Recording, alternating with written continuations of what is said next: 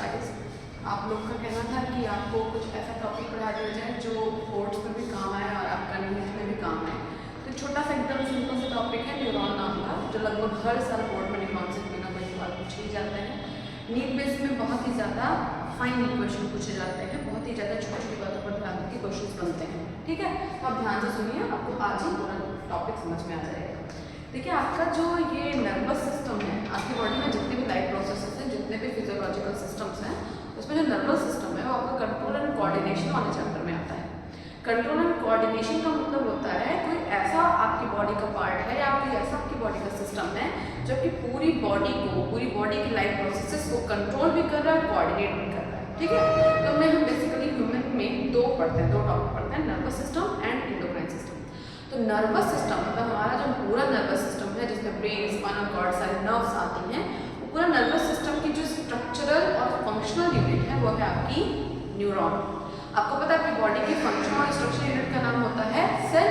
तो आपका nervous system जिस स्पेसिफिक काइंड ऑफ सेल से बना है उसी को हम कहते हैं न्यूरॉन। ठीक है, तो गाइस आज हम न्यूरॉन डिस्कस करने वाले हैं। न्यूरॉन का डायग्राम बनाना आपको आना चाहिए अगर आप बोर्ड में प्रिपेयर हो रहे हैं, और अगर आप नीट के लिए प्रिपेयर कर रहे हैं तो आपको डायग्राम से कोई लेना देना नहीं, लेकिन फिजियोलॉजी और आपका इसकी एनाटॉमी या इसके स्ट्रक्चर से आपको मतलब है। ठीक है, तो पहले तो आप जो न्यूरॉन है ये स्ट्रक्चरल और फंक्शनल यूनिट है आपकी बॉडी की।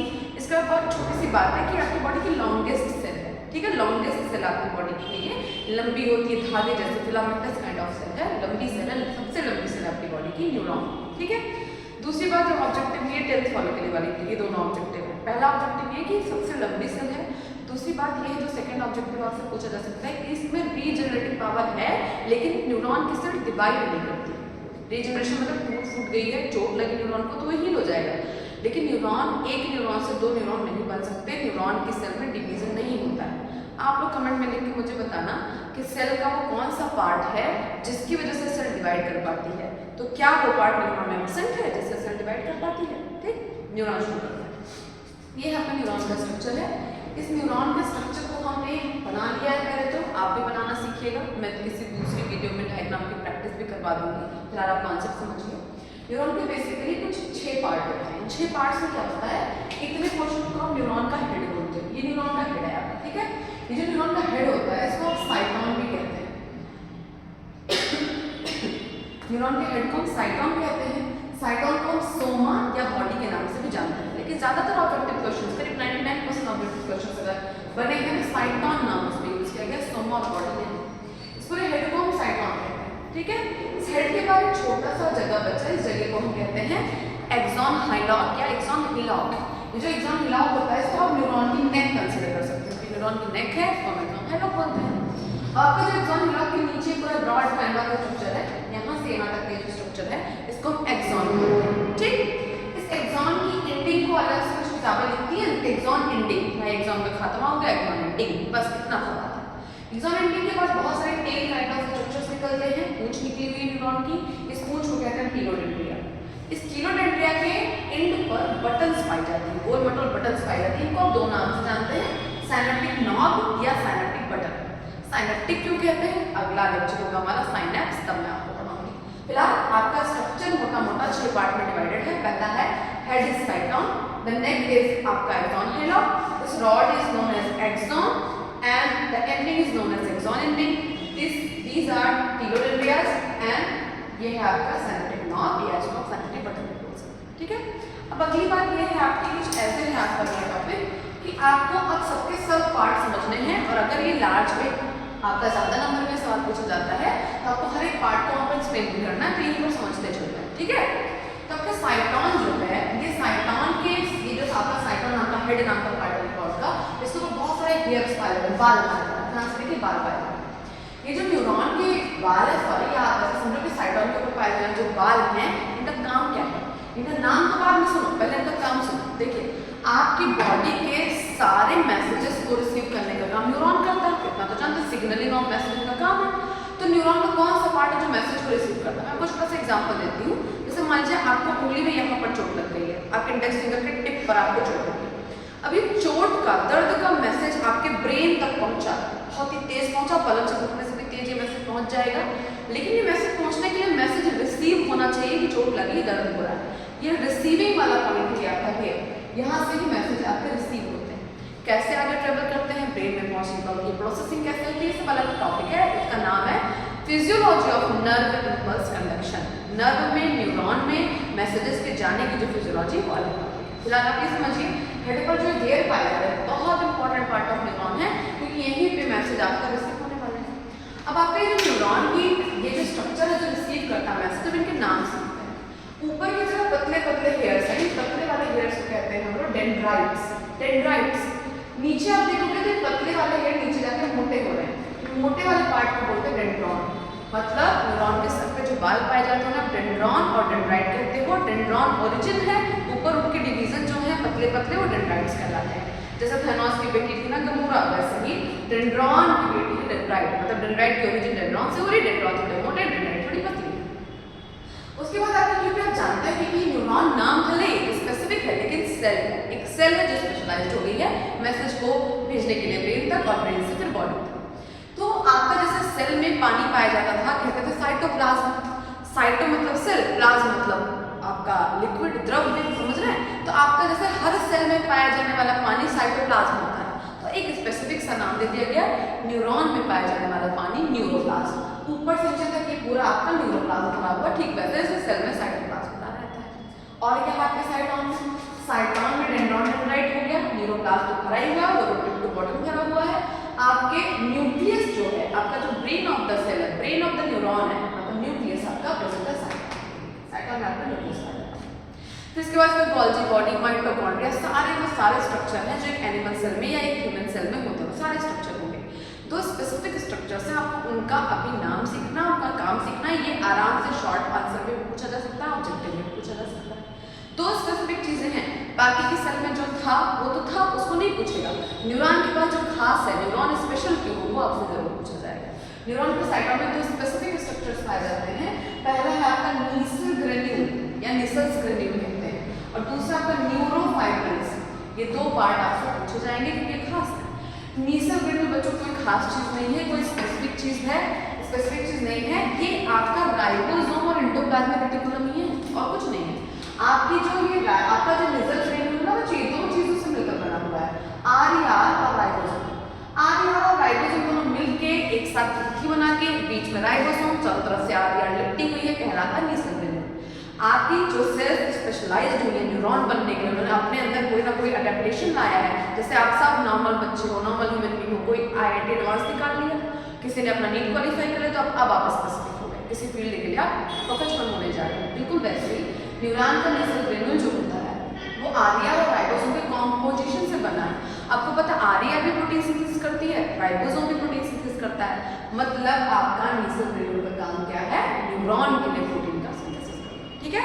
तो अगर आपसे कोई पूछे निसल ग्रेन्यूल क्या है, तो आप बताओगे आरईआर और राइबोसोम का कंपोजिशन है, और ये पाया जाता है आपके न्यूरॉन नाम की सेल में, और न्यूरॉन में भी स्पेसिफिकली कहाँ पाया जाता है, साइटोन में और डेंड्रॉन डेंड्राइट में, ठीक है। ध्यान से सुनिए, निसल ग्रेन्यूल पाया जाता है साइटोन में, डेंड्रॉन डेंड्राइट में नीचे एक्सॉन की तरफ नहीं पाया जाता है, ठीक है। तो वो आगे बढ़ता है।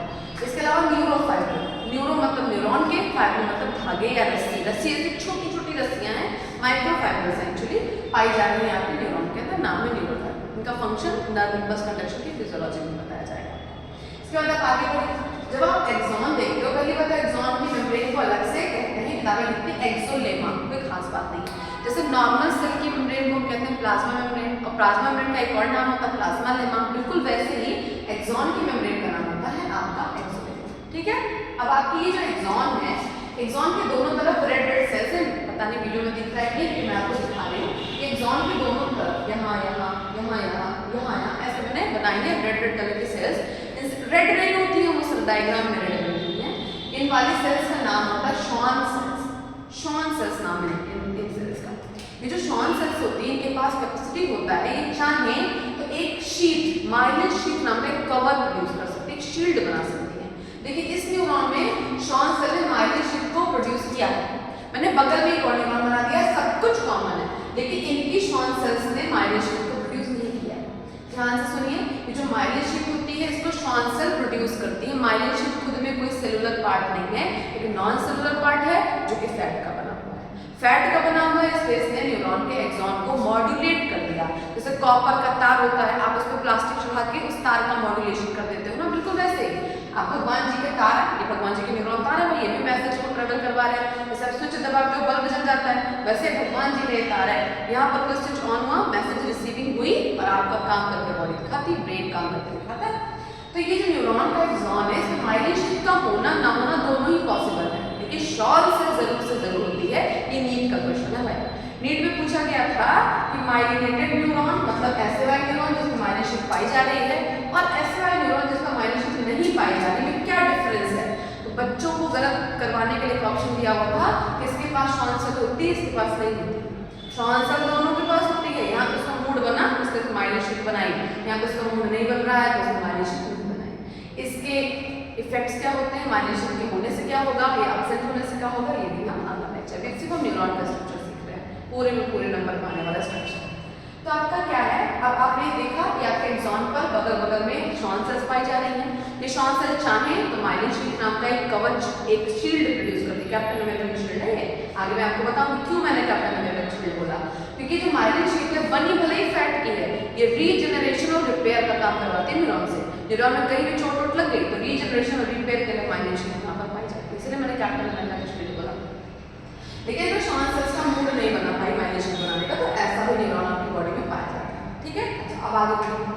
एक्सॉन की बात की, axolemma is the membrane of axon, there are some cells known as Schwann cells which can produce fatty sheet which is known as myelin sheet. तो ये आपका जो ग्रीन शीट मैंने बनाया है, गैप दे देके बनाया, गैप, एक माइलिन शीट है, फिर थोड़ा सा गैप, फिर दूसरी माइलिन शीट है, फिर थोड़ा सा गैप, फिर तीसरी माइलिन शीट है, फिर थोड़ा सा गैप। इन गैप को भी हमने एक नाम दे दिया है, इन गैप्स का नाम है node of Ranvier, node of Ranvier, जैसे हम बोलते हैं रैनवियर्स नोड, क्योंकि रैनवियर ने ढूंढा था इसका नाम हमने अपने हिसाब से रख दिया, नोड ऑफ रैनवियर या रैनवियर्स नोड। सिर्फ रैनवियर के पास में है, आप सबके न्यूरॉन में है नोड ऑफ रैनवियर। आगे बढ़िए, आपका एक्सॉन खत्म हुआ, यहाँ पर आया आपका एक्सॉन एंडिंग, यहाँ पे एक्सॉन खत्म, इसके बाद का स्ट्रक्चर को हम बोलेंगे टीलोडेंड्रिया। ठीक है, टीलोडेंड्रिया के एंड पे पाया जाता है साइनेप्टिक नॉब। ठीक, अभी साइनेप्टिक नॉब का क्या काम है, पहले न्यूरॉन का साइनेप्टिक नॉब आगे आने वाले अगले न्यूरॉन के डेंड्राइट से जुड़ते हैं। देखिए, मान लीजिए पहला न्यूरॉन है, पहले न्यूरॉन का जो साइनेप्टिक नॉब होता है वो नीचे, इसके नीचे जो भी न्यूरॉन होगा उसके डेंड्राइट से जुड़ेगा। भाई न्यूरॉन्स का जुड़ना भी तो जरूरी है, यहाँ पे चोट लगी, यहाँ से यहाँ तक मैसेज एक न्यूरॉन लेके आया, इसके आगे मैसेज दूसरा न्यूरॉन, उसके आगे दूसरा न्यूरॉन, उसके आगे दूसरा न्यूरॉन, मैसेज तो ब्रेन तक पहुँचाना ना बड़ी दूर की बात है। तो न्यूरॉन से न्यूरॉन, न्यूरॉन से न्यूरॉन, न्यूरॉन से न्यूरॉन जुड़ते जाते हैं और फिजियोलॉजिकल कनेक्शन बनता जाता है। पहले न्यूरॉन का साइनेप्टिक नॉब दूसरे न्यूरॉन के डेंड्राइट से जुड़ जाता है, तीसरे न्यूरॉन का साइनेप्टिक नॉब चौथे न्यूरॉन के डेंड्राइट से जुड़ जाता है। और ये जो जुड़ने वाला लिंक है ना, जो कनेक्शन है, उस कनेक्शन वाले पार्ट को बोलते हैं साइनेप्स। ये जो ब्रिज बन रहा है ना, जो जुड़ रहे हैं दो न्यूरॉन, ये दोनों न्यूरॉन के जुड़ने को कहते हैं साइनेप्स। पहला न्यूरॉन अगले न्यूरॉन से जुड़ गया और बनता क्या स्ट्रक्चर, साइनेप्स। साइनेप्स अलग से टॉपिक है, very important topic for NEET aspirants as well as boards. ठीक है, आपके लिए बहुत जरूरी है। अगले लेक्चर में मैं आपको साइनेप्स पढ़ाऊंगी और न्यूरॉन की फिजियोलॉजी। तो ये आपका न्यूरॉन का स्ट्रक्चर है। अगर बोर्ड में आपको पूछता है, बहुत सारे बच्चे कॉल मैसेज कमेंट में बोर्ड का दीजिए, बोर्ड ये है आपका बोर्ड का टॉपिक, ये मस्ट कमिंग टॉपिक है, मतलब ये आता है, बहुत ज़्यादा चांसेस है कि आपसे ज़्यादा नंबरों में न्यूरॉन का डायग्राम और उसकी आपको सारे पार्ट्स का एक्सप्लेनेशन होगा। अच्छा, अगर आपको बोले कि न्यूरॉन बनाइए और ज़्यादा नंबर में आ रहा है, तो ऐसा नहीं कि आप पार्ट्स एक्सप्लेन नहीं करोगे, आप न्यूरॉन बनाओ पॉइंट वाइज, हर पार्ट का एक एक फंक्शन, दो दो फंक्शन इंपॉर्टेंट वाला फंक्शन लिख के आ जाए, वही वाला। आगे बढ़िए, थोड़ा सा बता देती हूँ। देखिए, आपकी बॉडी में टाइप ऑफ न्यूरॉन कई तरीके से डिवाइडेड किए जाते हैं, कई तरीके से टाइप ऑफ न्यूरॉन, उनके काम के बेसिस पर, उनके शेप और साइज के बेसिस पर। तीसरा जो टाइप होता है वो presence and absence of myelination के बेसिस पर होता है। जिस न्यूरॉन में माइलिनेशन पाई जाती है उन न्यूरॉन्स को कहते हैं माइलिनेटेड न्यूरॉन। जिस न्यूरॉन में माइलिनेशन पाई जाएगी नाम रख दोगे माइलिनेटेड न्यूरॉन। जिस न्यूरॉन में माइलिनेशन एब्सेंट है, मतलब श्वान सेल है लेकिन माइलिनेशन एब्सेंट है, उस न्यूरॉन को बोलते हैं नॉन माइलिनेटेड न्यूरॉन। देखो, आपको पहले ही बताया कि जो माइलिनेशन होती है बच्चों उसको श्वान सेल बनाती है और फैटी होता है, माइलिनेशन फैटी होता है। आपको पता है फैट थोड़ा येलोइश व्हाइट काइंड ऑफ होता है, घी देख लो, डाटा देख लो, ज्यादातर फैट जो होते हैं वो येलोइश व्हाइट काइंड ऑफ होते हैं। तो ये न्यूरॉन जहाँ भी आपके ब्रेन में पाए जाते हैं वो व्हाइट एरिया बनाते हैं। आपने सुना व्हाइट मैटर ऑफ ब्रेन या white matter of nervous system, ये है व्हाइट मैटर बनाएंगे।